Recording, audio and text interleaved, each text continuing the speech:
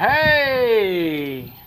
Galera do Heavy Culture, estamos aqui na nossa terça-feira tradicional, contando com uma grande, ilustre presença, sempre é uma grande, ilustre presença, ícones do metal, do thrash metal, Bay Area, San Francisco, Vio-lence, Sean Killian! Welcome!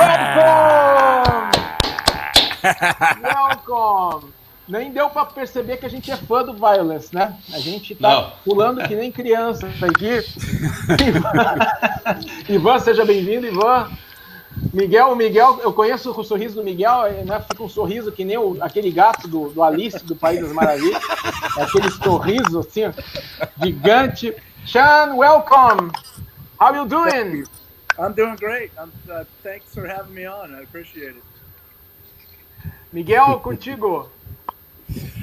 Olá, boa noite a todos e um abraço para o Brasil, um abraço maior, claro, para o meu Portugal e claro, vamos estender o cumprimento para todos aqueles que quiserem participar, são mais do que bem-vindos. Estamos a entrevistar um ícone do metal mundial, a zona da Bay Area está novamente em força, já cá tivemos o Rick Arnold, não era? Rick Ronald dos Exodus. Agora temos então outro grande mestre que fez parte dos vocais dos Vio-lence e voltou a fazer, já lá vamos. Vamos então avançar para o inglês, porque caso contrário o Sean não nos vai perceber. Sean, it's a great honor for us to have you with Heavy Culture. Thank you so much for accepting our invitation for this talk about music and especially about Vio-lence. Well, thanks for extending the offer. We Phil, Perry, the rest of the guys and I, we love getting out and doing interviews because it gives us a chance to talk to people directly. That's great. Sean, let's go forward. And we have thought a lot about this question, but we have to do it because our best interest is to inform the best way possible of what happened, what's going on, and what will happen next. Okay, so we want to spread the word and try to help the newcomers to understand better. And it's always a pleasure to get the older guys like us here and talk about music. That's what we love. So Sean, we know that you went through a delicate moment of health a while ago. We are happy to see you active again with Vio-lence. How do you feel today?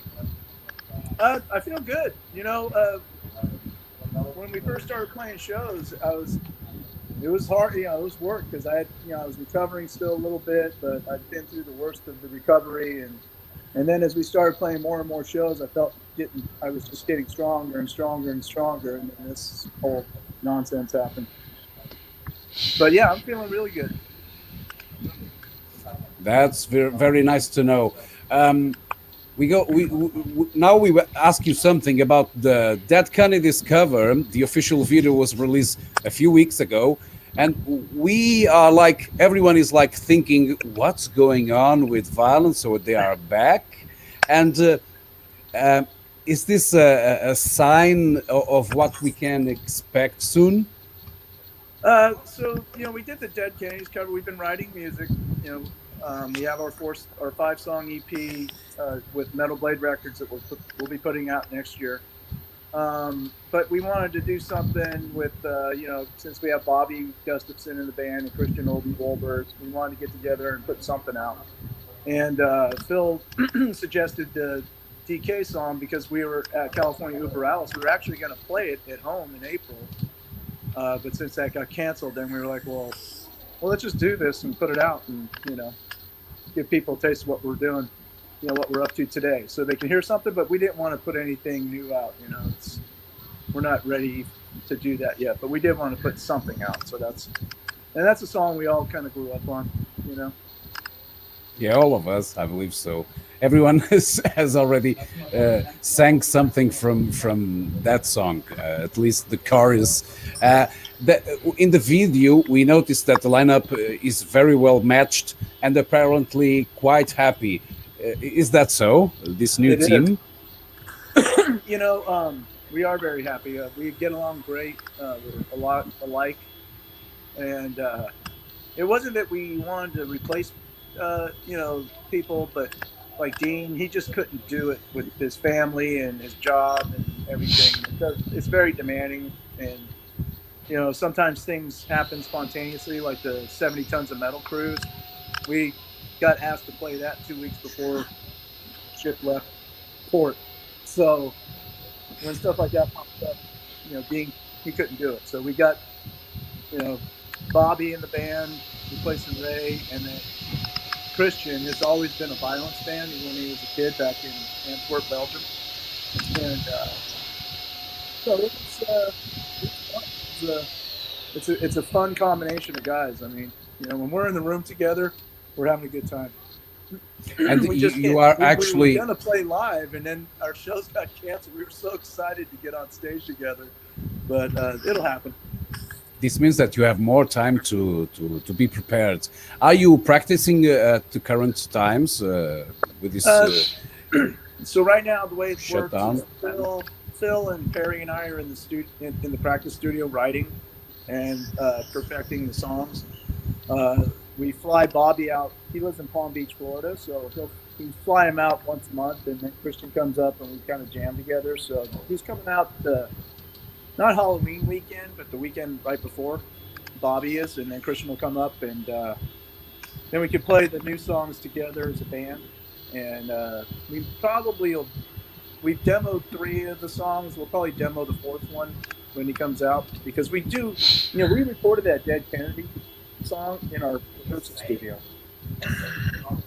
using Pro Tools. Yeah, so when we all get together, we play our new material and demo it. We try to record it and demo it so we can listen to it and perfect it. It's kind of how it's working right now. Hey, Sean, but please tell me one thing. Do you still feel the same thing when going to practice? Oh yeah, I'm very thrilled to be there. I mean, when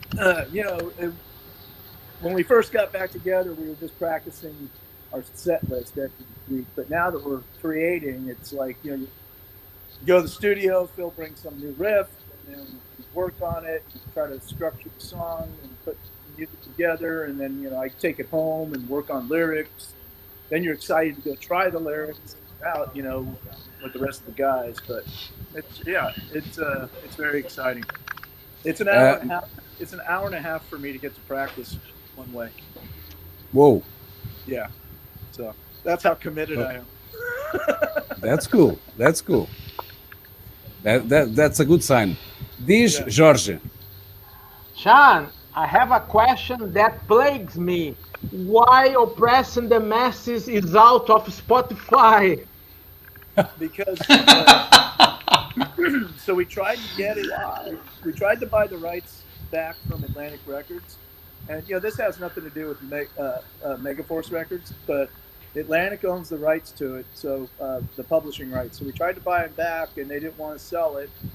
And I think our publishing deal is 35 years, and so until that expires, they have to sell it back to us, or they have to put it on Spotify themselves. And they got to a point where they don't even take Phil's calls, because Phil was talking to them about it, and now they won't take his calls. So it's just a matter of them, Atlantic Records, the same people that took Torture Tactics off Oppressing the Masses. It's up to them to put it out there or whatever, and they're just not doing anything with it, which is kind of sad. Yeah. I need to go to YouTube to listen. Yeah, Kurt. It's on. So it's on Amazon Prime. So if you have Amazon Music, you can. It's on there. It's under the title Torture Tactics. Oh. So the vinyl. It's not the same album cover, right? It's the Torture Tactics, the EP record cover. But if you go into that, you'll see all the Oppressing the Masses songs are in there. That's a good information to give here. We also would like to ask you. So we have Vio-lence with the records sounding differently one from another. While writing at the current times, can you give us a small advance of what style are you writing? More like the debut or something in between, or what kind of music are we getting? The same intensity? I'm curious. It's very intense, you know. So after we did Nothing to Gain, which that was right around the time grunge was coming out, and all the thrash metal bands, all the bands were like, the record labels were like, well, we want you to be more like that, you know. So a lot of us took it in the shorts on their third, you know, on those albums coming around 92, 93, you know. And then once we got that out, and then Rob decided to leave the band, Phil and I sat down and we wrote the three songs that he put on the Torque record. And it was all about, you know, we don't really care about, because when you're on a label and you've got a multi-record contract, you're kind of like, well, we don't want to lose our contract, right?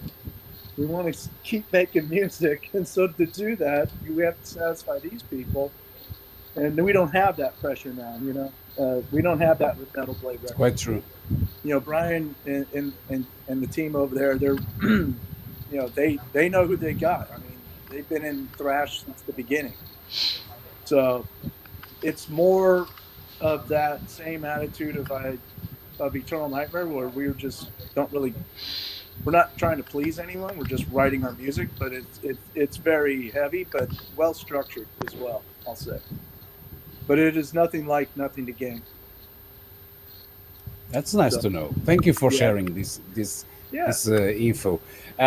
Eu vou ao Brazil. Now I go to Brazil again and ask Ivan if he has a question. Ivan. Vou perguntar para ele que o primeiro álbum ali é um clássico, né, do thrash metal. E qual é o álbum que ele qual foi o álbum que ele teve uma melhor performance dos 3 álbuns que ele gravou? Nothing to Gain, Oppressing the Masses ou o primeiro álbum? Okay, Ivan is asking something with all the 3 albums. He's asking, what do you think was your best performance while recording on each of the albums? I really like World in a World and Officer Nice off of Pressing. When we play Ageless Eyes live now from Nothing to Gain, it's a lot heavier and more. It's a lot more aggro than it is on the record, so I like playing that live, and Color of Life. Off Eternal Nightmare, I'm big on. Actually, I like all the songs on there, but I like doing Serial Killer and Kill on Command. Those are my 2 favorites. Classic. Eternal Nightmare is right there too, but yeah. I like doing Torture Tactics too. Phil and I, we debate back and forth whether we like to play that live, because I like to play it live and he doesn't. So, but ele acha que o primeiro álbum teve a exposição, digamos, a influência. Ele percebe a influência que o primeiro álbum teve no thrash metal. Nós vamos aí agora, que é assim, Ivan is asking something like this, and we had already this question kind of prepared. So Vio-lence is widely quoted by the new generation of thrash metal. How do you see the new bands and the role of Vio-lence in the consolidation of thrash worldwide? The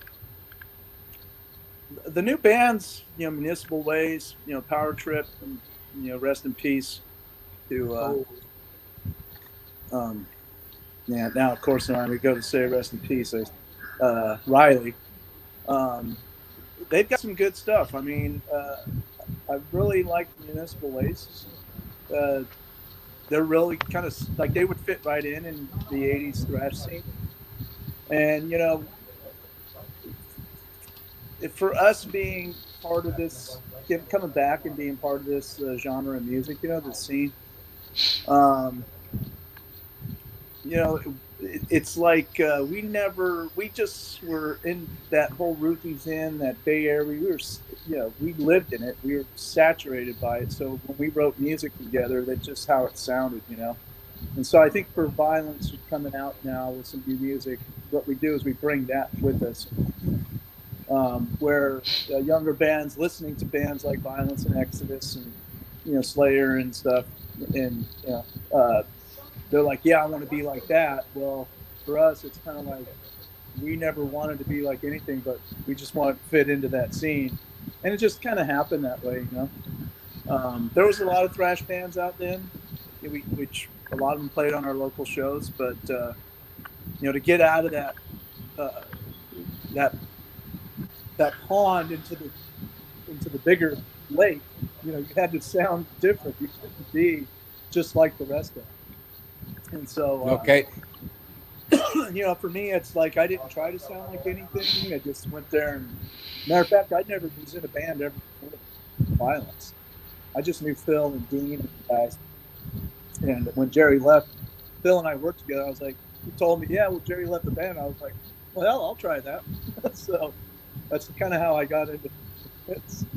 It wasn't like I was sitting there thinking I'm going to be in a metal band, you know. It just kind of happened that way. But we were immersed in that whole scene. You know, when you talk Bay Area thrash scene, you're also have to include Suicidal Tendencies, Megadeth, you know, Slayer, a lot of the bands coming up from LA, because they didn't have what we had in Northern California. You know,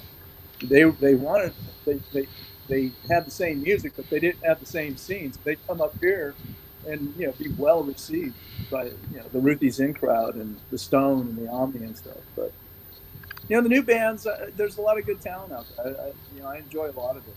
You know, but you know, my favorite right now is Behemoth. Before going to Brazil again, to George, I have to ask you one thing.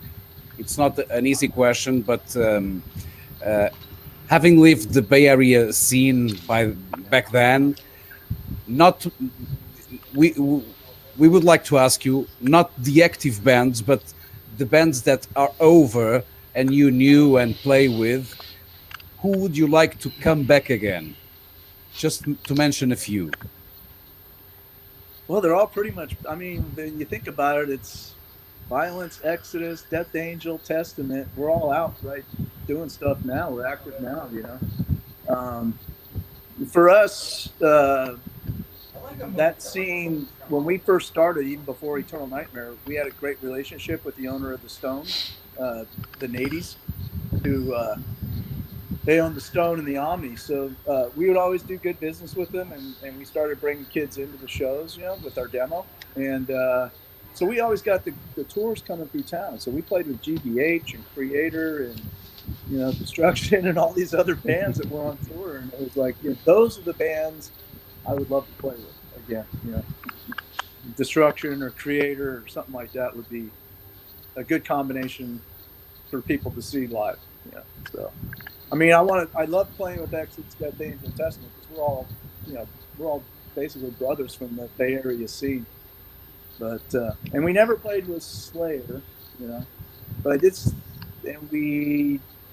think we played a show of Suicidal Tendencies, if I'm not mistaken. But you know, those LA bands, you have to consider them Bay Area bands too, even if they're from LA, because that's kind of where they kind of spawned out of. I was asking something different. One of the bands, or two or three bands that already finished, and you would like to bring them back. That was the question. Mm-hmm.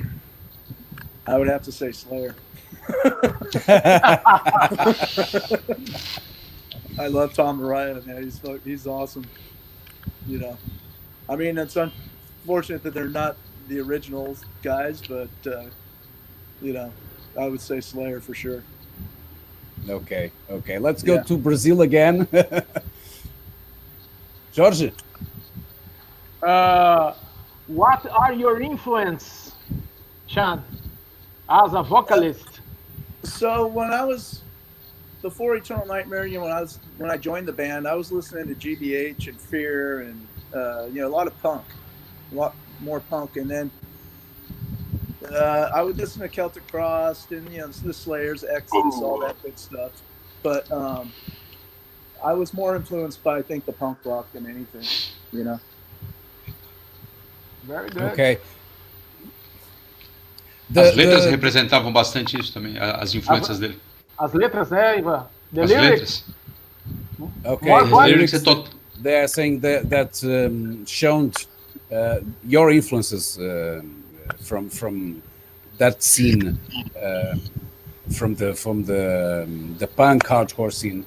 I have to go to the early 90s thrash.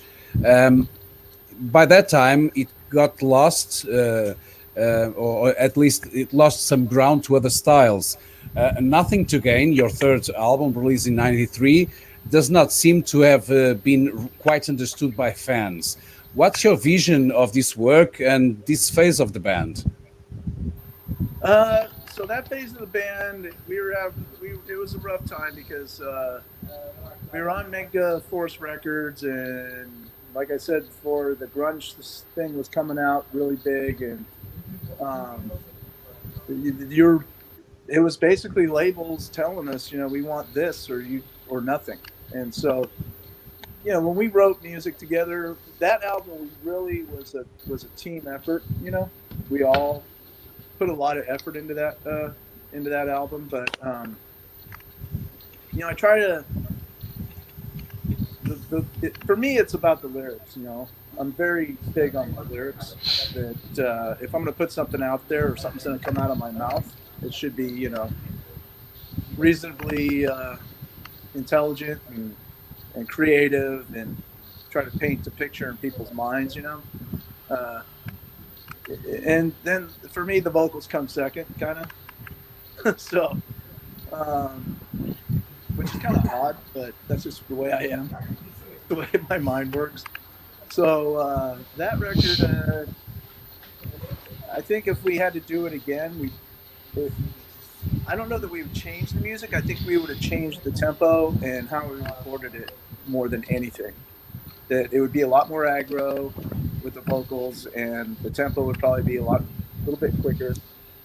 And we probably would have put a little bit more stepped up drum beats into it too. You are. I believe with this, you are reaching the new records. Yeah, we are. I mean, I have to go plug my phone in before it dies. But yeah, we are. We're right now, and that's why Phil and I we were talking about who we were going to work with, with our new music. Metal Blade was the obvious choice. We had other people that we were talking to, but then it was kind of like, well, I'm really not interested in having any kind of negotiations or anything, but if Brian wants to work with us, I want to work with Brian. And, like I said, they've been there from the beginning with thrash metal, and, that's kind of who you want to be with. If you're going to do this kind of music, you want to be with someone that understands it. And we think Metal Blade Records really understands it. So, so when we write now, we don't have any pressure put on us about that's a little bit too offensive, because it's thrash metal. It's supposed to be offensive, and they understand that. Hey, I'll be looking forward for the new stuff because there are some people that didn't understood quite well the DK version. Some say that it's different. Some others say that it's perfect, and there are lots of opinions. But it's great to know that you are giving us this news that it will be aggressive. It will be kind of similar with your past albums. Looking for actual songs, actual times, and I'm sure that you'll have being a lyric guy, you'll have plenty of stuff to speak about. Oh yeah, tell us something about that. So the lyrics for this album, or this EP that we're putting out, I'm trying to. My goal is to have the listener read the lyrics and paint pictures in their mind. To be able to close your eyes and put yourself in a place, mentally that, when you listen to some metal that maybe they don't work so hard on their lyrics, it's cool and it sounds great. Those are good rhymes and rhythm, But when I'm writing, I want you, like, if I do an interview after this record comes out, and I get, well, what's that song about? That tells me right away that you haven't read the lyrics. Because a lot of it is like, it's for me, it's like, well, what do you think about? I mean, what is it for you? That's what we want to do. We want to write. I want to write these lyrics and hand them to somebody and go, this is for you.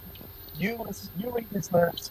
You make your own determinations, Paint pictures in your mind, and then you tell me what it's about for you, Well, I can tell you, it's about this, it's about that generically, but when I write lyrics, I try to make it more than that, More than just some words. It's art, right? Yeah, and there's always a space for people to understand the lyrics their own way, and that's good. And I believe so. That's why you ask what they think about them, because I believe there's some room for people to take their own way. It's something that we like to have, and to have the space to think about our own interpretation of the lyrics. Your connection seems a little bit odd at the moment, but are you still listening? Yeah, I can hear you. It's just kind of okay. Okay, now we have we have to go back to this album, to Eternal Nightmare, and this was one of the most outstanding debuts in the Bay Area scene. And we like to time travel and ask you the best memories you have from those times.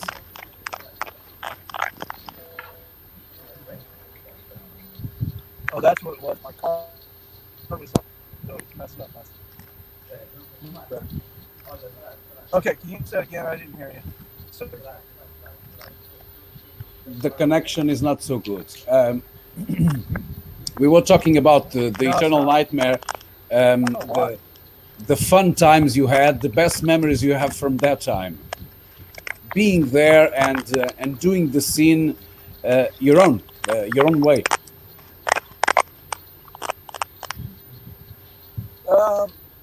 So let me say what I think you said, ask me, because you're really breaking up. When I started in this band, I didn't have any idea about how I was going to sound or what I wanted to sound like.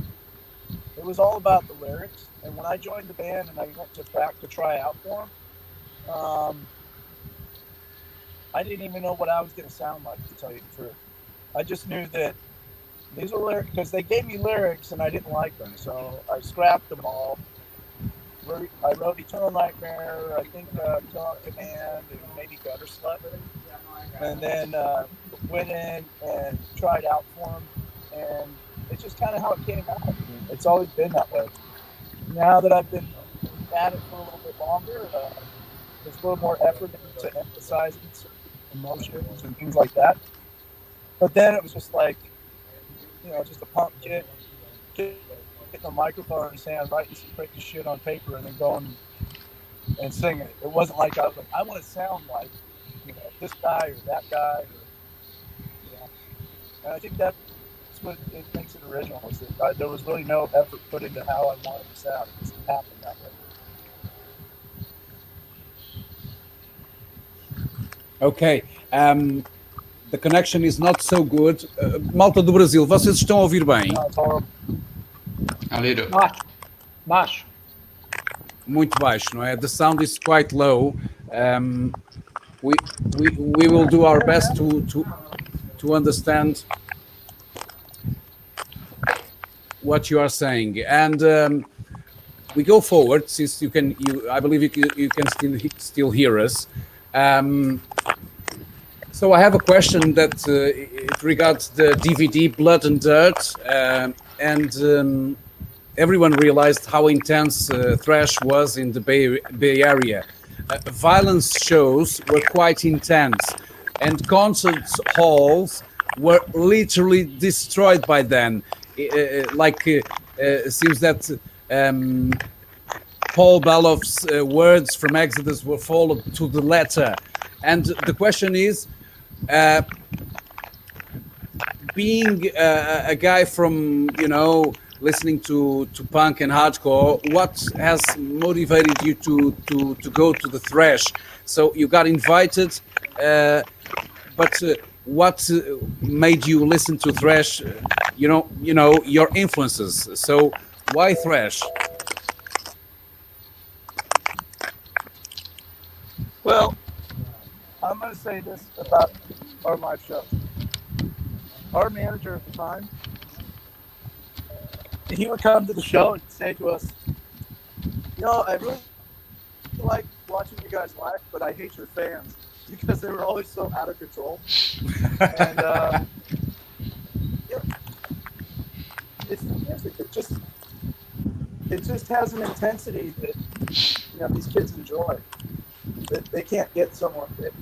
I guess they just can't get it out of other bands because we're kind of a crossover, We're thrash metal, but we have the vocals and the intensity of a punk band, so it's kind of a crossover, and I think it just really pumps people and drives their inside, they just want to destroy things. So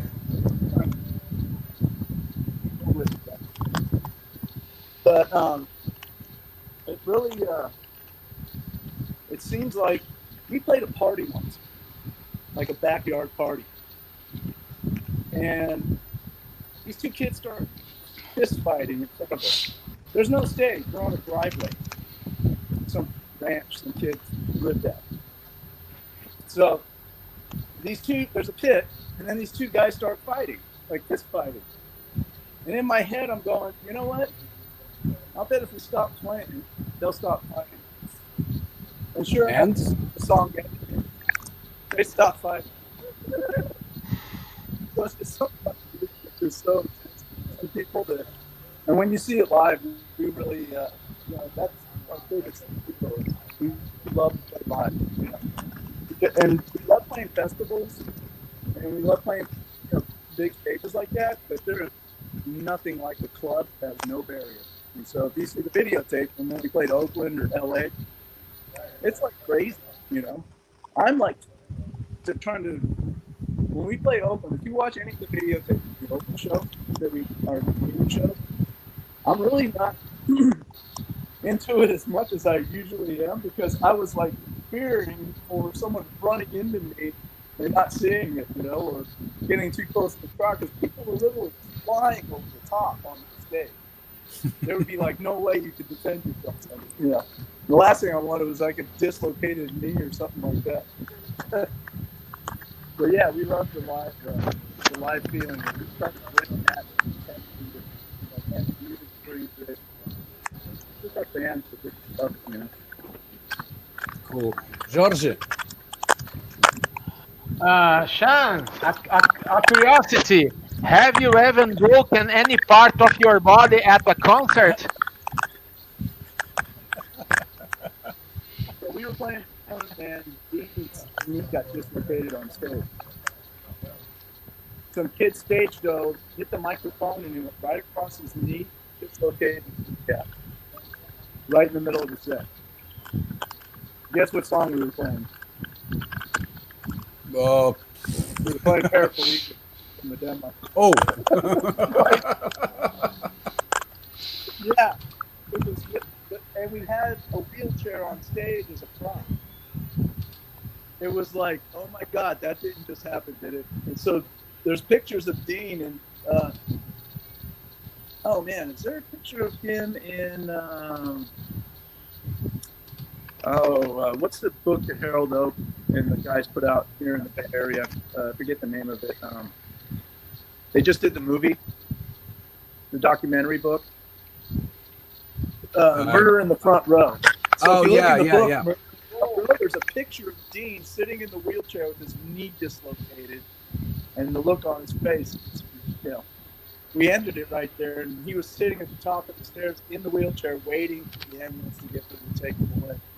Me, I was fortunate. I got kicked a couple times, maybe in the face, or we played Cleveland. I remember I was like literally defending myself because I wanted to be up front, at the edge of the stage. But there were so many kids flying.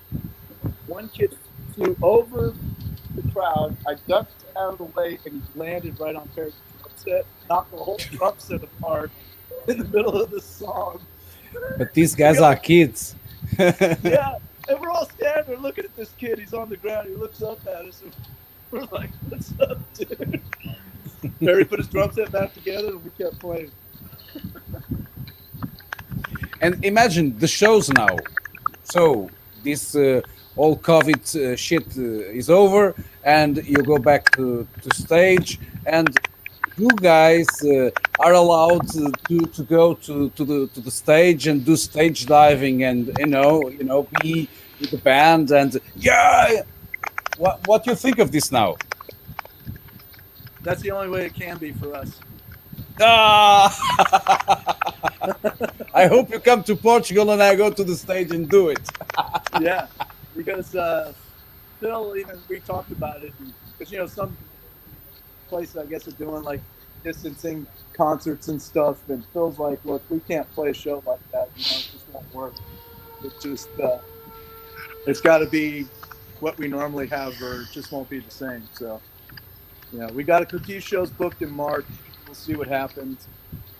One of them's North Carolina, the other one's Chicago, and the one after that's Portland, 3 days in a row.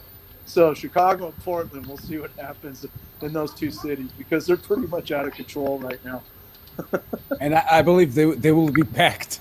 Yeah, well, Chicago, that one's a postponed show. These are all shows that we had booked this year. We got postponed. Chicago's been sold out for a while. So it was sold out before we were going to head out there, because we were supposed to play it March of this year. But and that's Reddy's in Chicago. So, we're ready to go back. It's just people got to change the way they think, I guess. Hey, and you should do some live stream. So these are sold out, and a live stream should be great for those who can't go. I would love to see it with a live stream of that show. Going for the next question, Sean, this question is not directly for you, but I'm going to ask you as an observant. Today, Phil Demmel is partnered with Bobby Gustafson, who recorded great classics with Overkill. As you can see, or the way you can see, how is going on their teamwork? We say this because Phil and Rob Flynn were unbeatable. So how's the team going right now? Well, right now, what our whole process is for this EP is when Phil and I talked about doing the EP, this was probably, I think we started talking in August, of last year, 2019, about, hey, we got to, we're going to write something. What are we going to do? And so we decided, well, let's see if we can do a 5-song EP. And it's just he and I writing, basically. Perry's in the studio with us playing the drums, and he's got a lot of ideas too. But for the most part, it's just Phil and I right now. Once we get through this EP, and the two of them can spend some more time together, he and Bobby, then I think you'll see some collaboration. I think it'll go well. Bobby's good. Phil's very technical with his riffs. There's a lot of Kill on Command, a lot of notes, and Phobophobia. Those songs have a lot of notes in them, and Bobby's a good power chord guy, so I think it'll be a good blend, It'll be a good mixture with those two guys. And, the first practice we did have with Bobby, he shredded all of Rob's leads. They were perfect. And when I watched the guy play, dude, it's like he's not even trying. Yeah, he can do it with his eyes closed. Indeed. Yeah, it's great. And I think I do think the combination of Phil's technical riffing and Bobby, it's going to be a good sound. You know, I'm really excited about it. But right now, it's just Phil and I. We have 4 songs. We're going to start working on the 5th one next week, and then you know, we don't want to release something that we can't go out and promote. So we're kind of waiting to see what happens here with next year. Because I see a lot of bands releasing albums and stuff because I know they're contractually committed to do so. But, you know, it's kind of hard to release something and not be able to go out and promote it, you know, and play it live for people. Comment over there. You're hot too, Ali.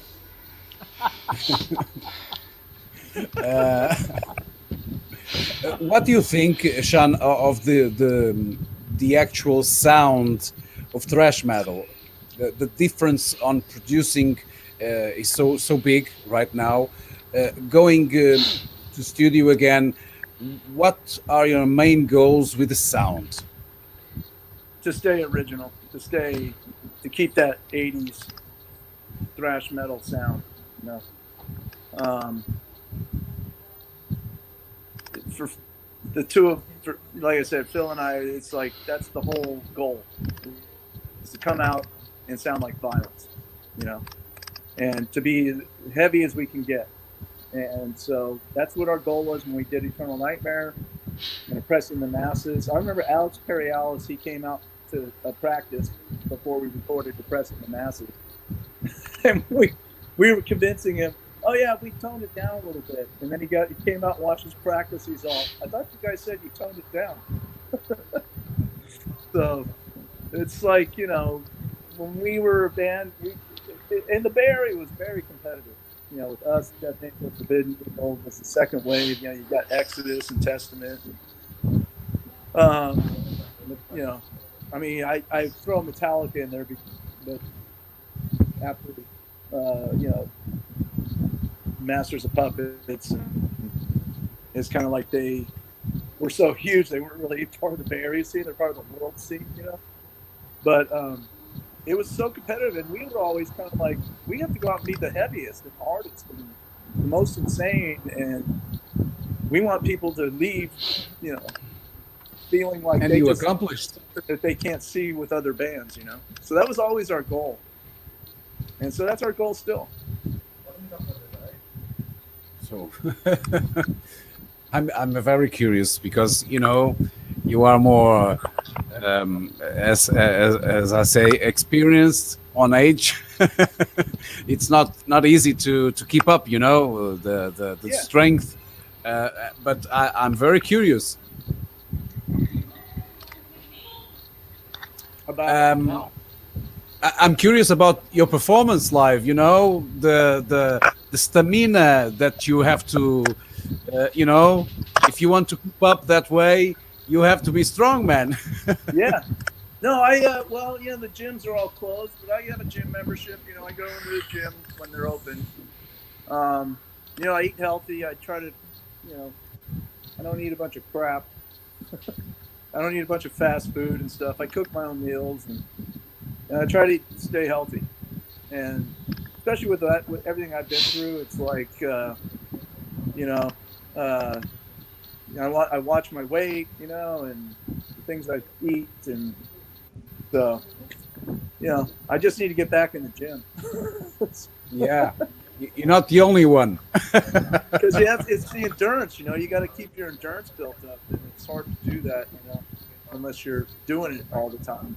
And, you know, when we play shows, the more shows we were playing, the stronger I was getting, and the more intense the shows were getting. But the fans really bring it. I mean, the music, I remember we played the Psycho Fest in Vegas, and someone came up to me and was all, you don't even have to do anything, just stand there. She was all, the music does everything for us, you know. It's like, it's so intense. And like several people that see us today, they've never seen us. And they've never thought they would see us. And so yeah, it's that's like, true. I'm one. I haven't seen you yet, but I hope that you come to Europe and give some shows around here in Portugal, of course, to feel that,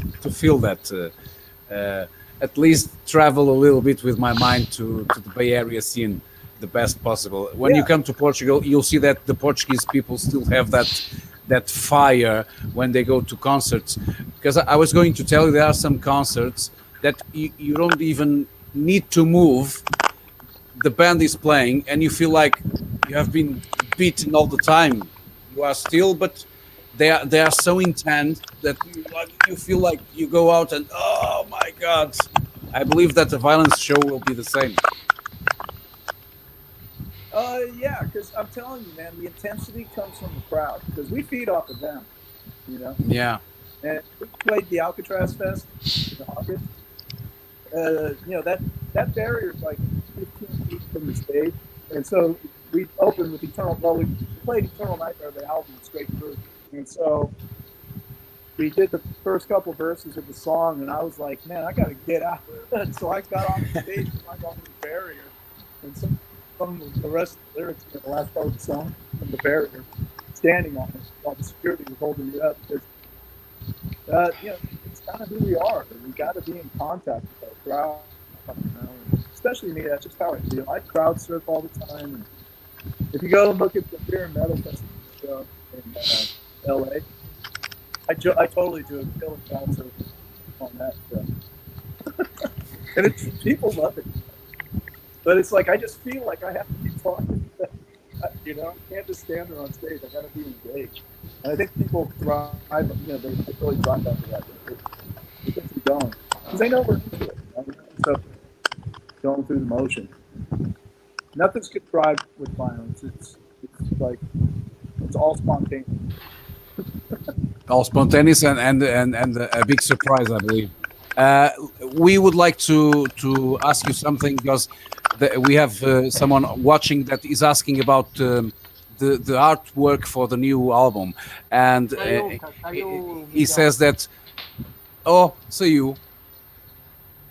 saiu da nossa live. Eu ia fazer a pergunta, vamos ver se ele entra. Ele disse que estava sem bateria no telemóvel há pouco, quase, entretanto foi ao carro carregar. E agora vamos ficar à espera um bocadinho a ver se ele volta. O Ivan também deve estar a carregar o telemóvel. Ele bem que está com os cabos. Ivan. Carregar o seu computador aqui, porque o menino fica usando ele o dia todo aí. Descarregou a bateria. Acontece nas melhores. Eu tava vendo uma live. Eu tava vendo uma live do João Gordo, do Rato Esporão. Ele tava citando o Eternal Nightmare como um dos 5 melhores álbuns do thrash metal, na opinião dele. Foi com o pessoal do Violator, né? Eu assisti. Isso. Sim, é muito fácil. É muito fácil perceber aquilo que o Sean estava a dizer, daquela intensidade, e é como ele diz, eles vão crescendo com o público, ou seja, o público reage e eles entregam. E isso é um dado interessante, porque eles vão ter uma bela surpresa quando forem para a Europa mais a norte, as pessoas são mais paradas. Vamos ver como é que aquilo vai ser. Eu ia perguntar para ele por que da escolha do cover do... Voltou aqui, ó. Desse cover, mas right. I got it on my computer now. And the sound now is perfect. Yes. So we can jump back. We can jump back to a new question, or at least to our connection, and do a new question. Ivan was asking something about. Ivan diz novamente. Ia falar para ele porque a escolha do cover ficou bem óbvia quando ele falou das influências, né?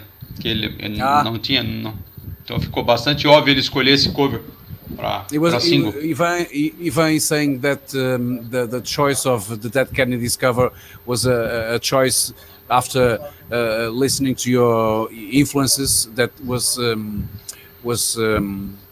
like a red card.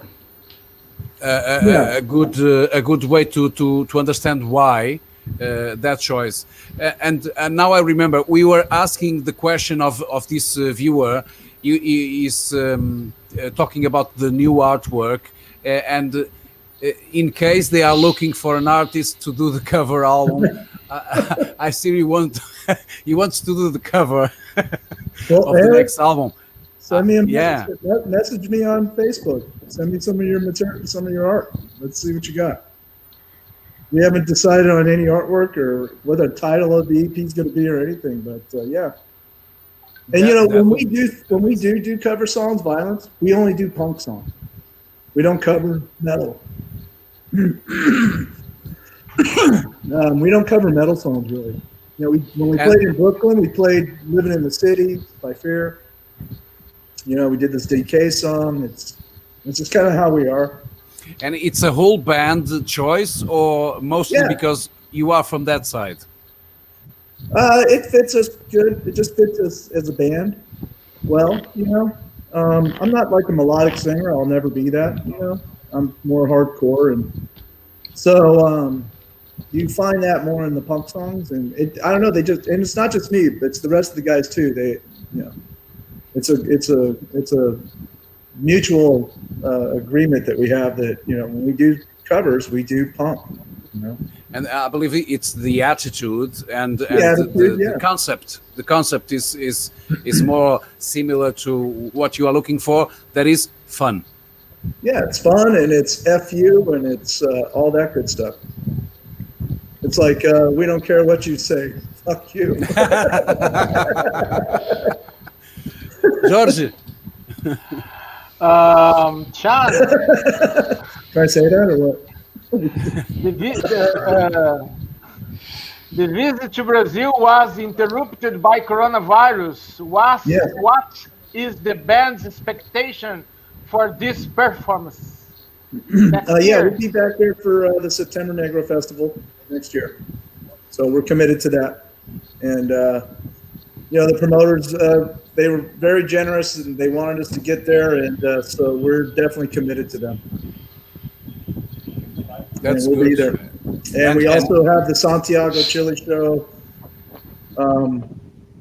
I think we play September Negro on the Sunday of that weekend. And we play, I want to say we're playing Chile on Saturday. And, you know, I got a promoter down there working on some other dates for us throughout South America and parts of Mexico. So we're, I don't know that he can move on a lot of stuff right now because a lot of the promoters down there, the clubs and stuff, they're not open. But he is reaching out, trying to put other shows around the September Negro Festival.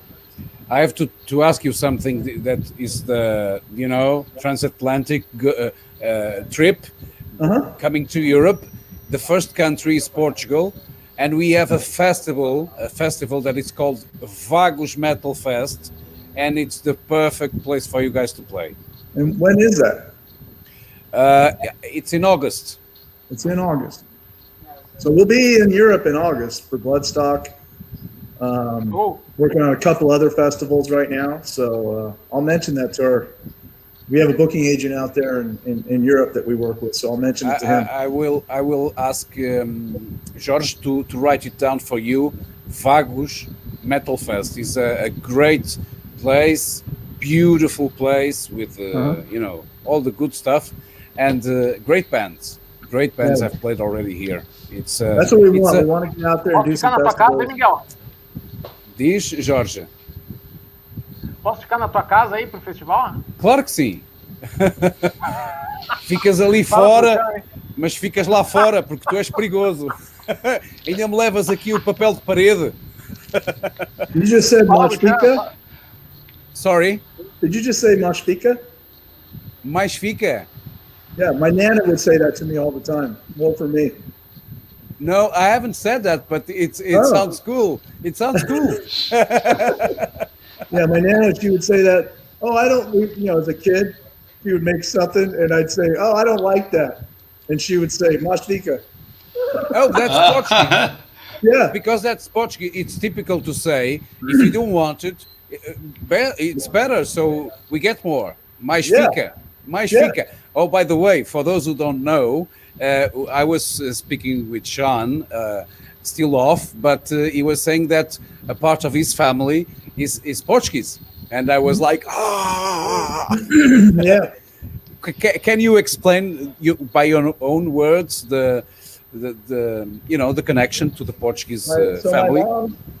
my mom's grandmother came here from Portugal, and so my nana, she was the first generation born in America from that side of the family, and she spoke some Portuguese, but not a lot, because back then you come to America and you want to assimilate. So a lot of times they didn't teach their kids, to speak their native language. They wanted to speak English, So my nana she spoke enough where she could say this and say that, and she had like a saying for like I said, I don't like these. Mais fica, Mais fica. It's because it sounds perfect the way you say it. Mais fica. By the way, I'm sure that you can say a good obrigado. Obrigado. Near. But my dad's side, it's Irish, and so that's where I get my name, Sean. And by the way, Killian. do you remember which part of Portugal she was? I don't, but I know my mom would. Okay. She's probably watching right now. Okay. If you're watching, Mom, tell me, send a message telling me where our side of what part of Portugal our family came from. Okay, I live in the center north of Portugal, so I'm sure that at least you know that Portugal is not a Spanish, small place. No, it's beautiful. I can't wait to get there. I was going to book our flight coming from because we were supposed to play the Alcatraz Festival last month. From Alcatraz Festival, the plane would have landed in Portugal, and we would have had a 20-hour layover. So I was kind of like, yeah, I want to do that, to check out Portugal. I forget what airport it landed in. Lisbon, perhaps. Lisbon, yes. Yep. It was Lisbon. And then, but that didn't happen. It will. But I will get there for sure. Yeah. Get in touch, man. Sean, get in touch, and we can help each other. Like, you ask me something about Portugal, I can help you out, because this is heavy culture too. Yes. Helping each other out. It is. Yeah. Oh, man. I can't wait to get to Portugal. Really, when I'm there, I'm going to be looking you up. Do that, and also don't forget to ask your mother where your grandmother was from, because that's important. Yes. Trying to go to the roots, and I'm sure whatever it is, you'll find the best food ever there. I always say this. Well, Portuguese food is. I'm definitely like we played in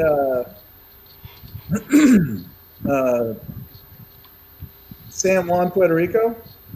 So we get there and it's late. Everyone's hungry, and we have a driver. So these guys, they want to go out to eat, so they all go to Denny's. And I'm like, I am not coming to Puerto Rico and eating at freaking Denny's. So, and how did it work out?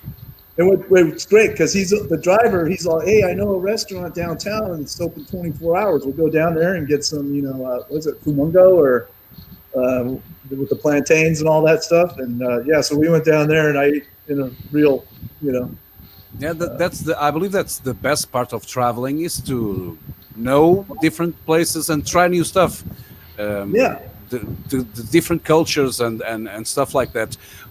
Would you think that, imagine this, you would be seeing something that you didn't like in a different country, would you put it on the lyrics? No, because we don't try to be like political or anything like that. It's more about, like in our first album, the subject's calling in the corner, killing command, phobophobia, bodies on bodies is probably the most political that we got, or oppressing the masses would have been I Profit, or the song Oppressing the Masses itself, which I wrote that during the Tiananmen Square that whole thing was going on at that time in China. So, but yeah, we try to stay neutral and just find gory, horrible things just like torture to write lyrics about. You are laughing, but this shit still happens, and it does. All, yes. You know, yeah, all over the world. It's like lyrics that have been written in, you know, back 30 years back or something like that. They are happening now. Yeah. And I use this to say to the guys that don't like metal, and I tell them, look, the lyrics from this album 30 years ago, it's happening. Yeah. So these guys were never stupid. Yeah, well, that's why when I write lyrics, I don't try to name names or anything that would date the songs, you know, because the message, it transcends, because humanity never really changes. It just, one generation leaves and the next one comes in, they're just as fucked up as the one that was there before. Yeah, that's the cycle. Yeah, it's a vicious circle. Yeah, the vicious circle. We go now because there's a question from George about the official World in a World video that was on MTV at the time. In his opinion, George's opinion, one of the best thrash video clips ever, and I also share that. What do you think about this video, this World in a World? So we recorded that video. We had the video shoot show at the Stone. So the live stuff is at the Stone. We stopped the show to tell her, you know, and we put it on our flyers because we were still doing flyers back then. Yeah, great. You didn't have the social media. So on the flyers, you know, it said video shoot, you know, Vio-lence video shoot show. And so we came to World in the World. We played the song. They shot it raw. And then we stopped and then told the crowd, okay, we got to play it again. We're gonna, so we can get, you know, the best footage we can to sync up to the video for the song. So we played it. I think we played it like 2, maybe 3 times that night. And we played it live, so it wasn't like it was a recording or anything. And then the next day we went to the filming studio in San Francisco and recorded the stuff that you see inside with the light bulb and all that. We had no idea about what we were going to do. The Megaforce Records sent the video guy, the videographer, to us, and he already had it all figured out because he had seen our record cover. He had seen some. I don't think he's ever seen us live, but it was almost like he knew exactly who we are and exactly what he wanted to get on film to represent us, you know. And you know, like the video helmet, the camera. That guy that you see wearing the helmet with the camera on it, he's in the Dead Kennedys video. Oh, yeah, because we called him. I'm all, Chris, we're gonna shoot a video at Phil's bar. We want you to be there, you know, because we only invited like friends, a couple. So we had 10 people. My son was included in that DK shoot and friends. So we invited him and a couple other guys. But that night in the World in the World video, when he would put that helmet camera on, he would be standing there, and the filming team was waiting and waiting, and then they go, click, turn around and go, now go, because they only had like, I think 15 seconds, 20 seconds, because it was high-speed film, and it was just a small camera. So once they clicked it on, man, Chris was out, you know, and he was in the pit. He was stage diving and everything, and yeah, they had cameras in the crowd. So that's why you see him on top of the crowd with his helmet camera on and stuff. But yeah, I think that right there and our fans that night made that video. You know, but that was a true. If you hadn't experienced a thrash metal show in the Bay Area, in a place like the Stone with those fans in a pit, that video would, like 50 years from now, someone said, well, what was it like during the thrash? You could play that video and someone would go, oh, I get it, you know, because it's real. It really happened exactly how you see it. Okay, it's funny that when we filmed the video. when we filmed the video in the studio, there was like a half a plane there, right? Because apparently they shot pornos at this place. Oh! Ô, Miguel, fala pra ele que quando eu tô meio...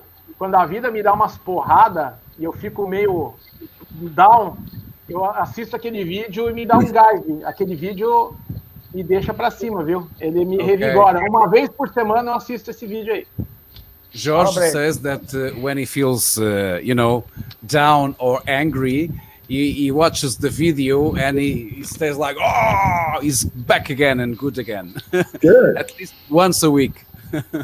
And then so you have pits like that down there, I'm sure. When we come down there, it'll be the same. It'll be identical to that. Because wherever we play, I mean, we encourage people to come up on stage dive. Even if it says no stage diving, it's like, if we're headlining, usually the people at least now security guys, they have learned the lesson and they treat us well. Yeah. Well, like the Omni had a barrier, but it was only like 3 feet from the stage, and that security there, they would always catch people and let them walk out. It was never like, oh, you're stage diving, beat this guy up, or that. But we played the Palace in LA with Overkill and Excel. We did a little West Coast stint with those guys. We played the Palace, a big place.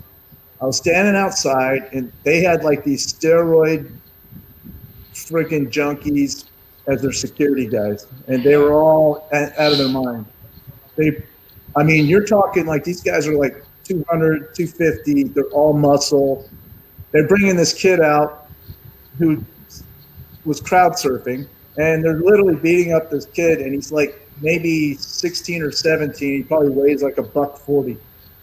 And I was like, I got our road manager. I would say, man, if I see that shit when we're on stage, that's going to be a problem. So we went and got the main security guy, another steroid junkie. And so he came over, and I was like, and he started getting all like, well, this, that. And I was like, hey, dude, all I know is if you do that to our fans, there's going to be a problem.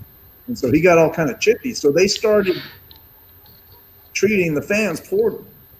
So this kid got on top of the crowd right in front of me, and his body fell on, like if this was the barrier, his body fell on this side and his knee was like this, and the guy had a hold of his leg and was twisting it like he was trying to break his leg. I took my microphone and swung it down, because I use a cord mic, I don't use a wireless mic.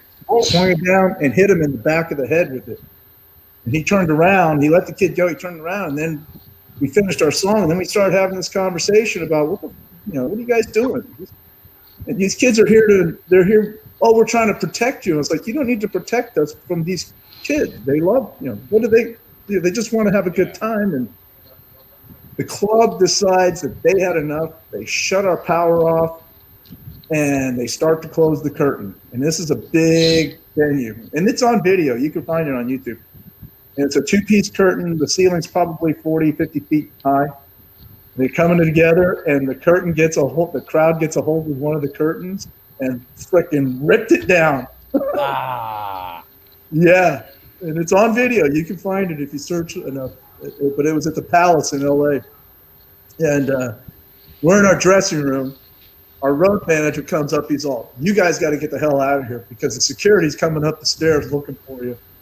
So Dean can't go anywhere because his legs, he can't, this is after his leg was dislocated. So he ain't running anywhere. He's icing his knee down, after we played.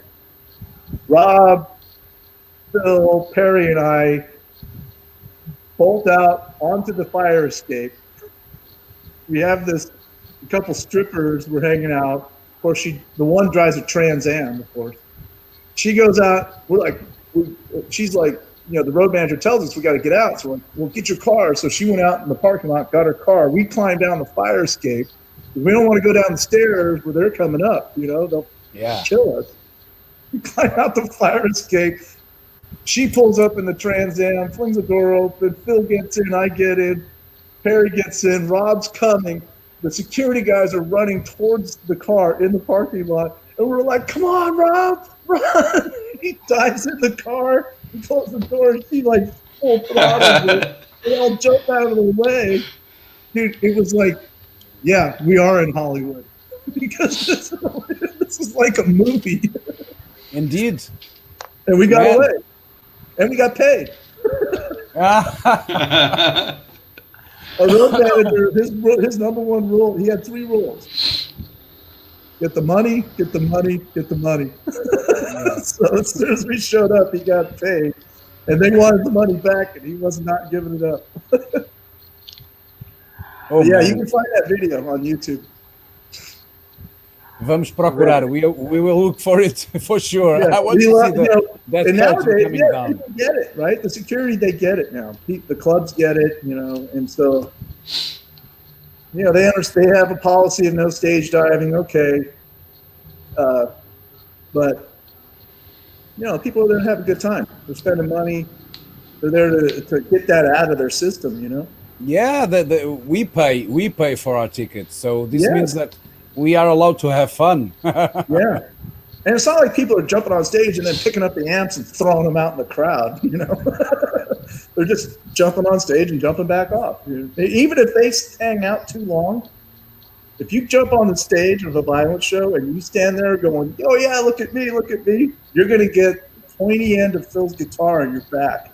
Because he doesn't mind people coming up, jumping on, and then stage diving, but if you're standing there doing that, he hates that. So I've seen him jab that Jackson Flying V point right in people's ribs before. Yeah. Oh, that's a warning. He That's throws a people warning. off stage. Yeah, he will throw people off stage. Okay, I go to Brazil again and ask the guys because we are reaching our time.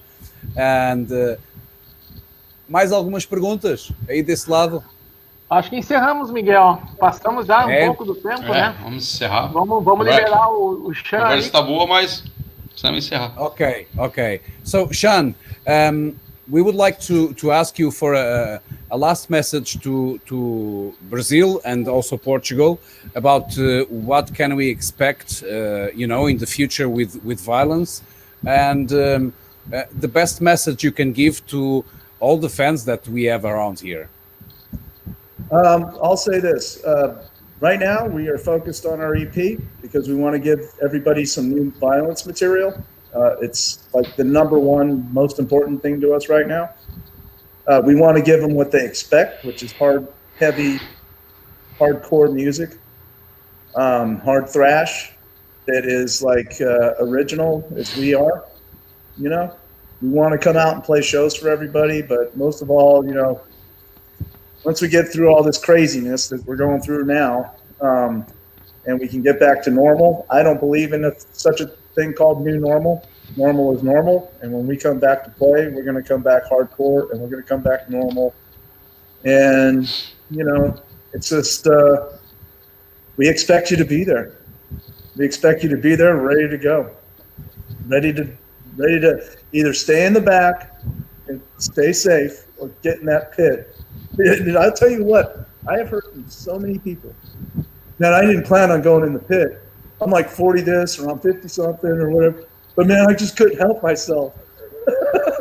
When you guys start to play your songs, the tunes go inside our bodies and they do the rest, man.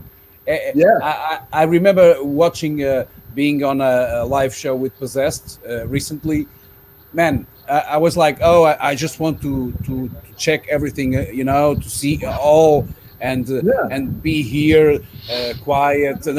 No way. Yeah. I had to go up there. Yeah. And it was crazy. I felt 16 again. I'm sure that when I see you guys, we'll be like that. You won't be able to help yourself. I hope so. That's a good sign. And you'll have a couple of cocktails in you, I'm sure. That will also increase your need and want to get into the pit. And possibly stage dive. Huh? Okay. And maybe even stage dive. Yeah, if the crowd is down there, we can. If it's in a club, we can do it. If it's in a club. Like a surprise coming from the back and raw and fly. Okay, so Sean, on behalf of the Portuguese people, I thank you so much for being on Heavy Culture. and tell us all those stories. I know there are lots more. Yes. Before I go, I say again, thank you so much. I feel honored, and I will ask your friendship on Facebook, the media, but it's a good way to communicate. And when you come to Portugal, please contact me, and I'm sure that I will be the best help you can find here to find your family and to see your background family. Well, Okay. I want to experience when I go places abroad. I want to experience that place, not as a tourist, but as someone who can hang out with local folks and enjoy, what those locations are really about. And when you come to see a Vio-lence show, everyone out there, you'll find me and Phil out in the crowd a lot because we're fans of music. So we're just like you guys. I mean, I'm always watching bands, Like we play with Carcass. I'd never seen Carcass before, so we played with them twice now. I was in the crowd right up front watching Carcass, so we're not that kind of a band that you want that hangs out on the tour bus. That's boring. It's like we want to be out and about and enjoying ourselves just like everyone else. So don't be afraid to walk up and say hello. That's the best way. And you'll see that there are lots of people going at the end of the shows, going to the Merc place where they can buy stuff and get an autograph and speak to you guys. I believe that's the best thing after a show.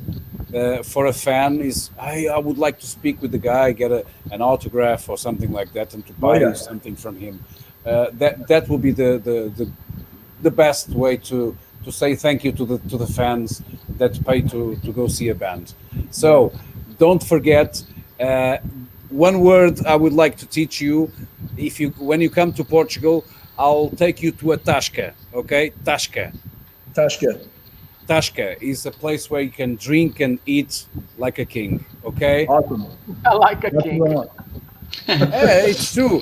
Georgie is laughing because usually Tasca is a place, an old place with old people, but those are the best places. The best food is there, and the best wine sometimes is also found in Tascas.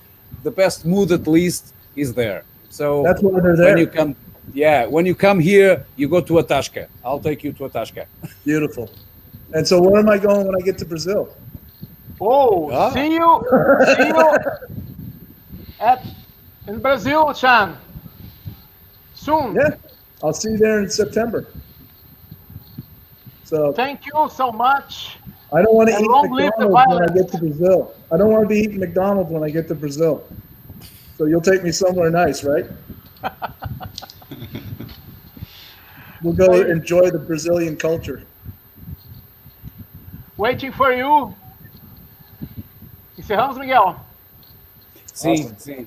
So we are closing now. Again, thank you on our behalf, and the best for the future, and always Vio-lence. Thank you, Heavy Culture. It's been my pleasure. Thank you, Sean. Long live the Vio-lence and thrash metal. Pessoal, obrigado. Miguel, obrigado. Thank you. Próxima terça temos Troops of Doom aí, Jairo Guedes e Marcelo Vasco detonando o velho death metal sul-americano. Sean, see ya. Thank you. Miguel. Thank you. Ivan, Heavy Culture, Valeu. se inscreva no canal. Abraço e até terça que vem.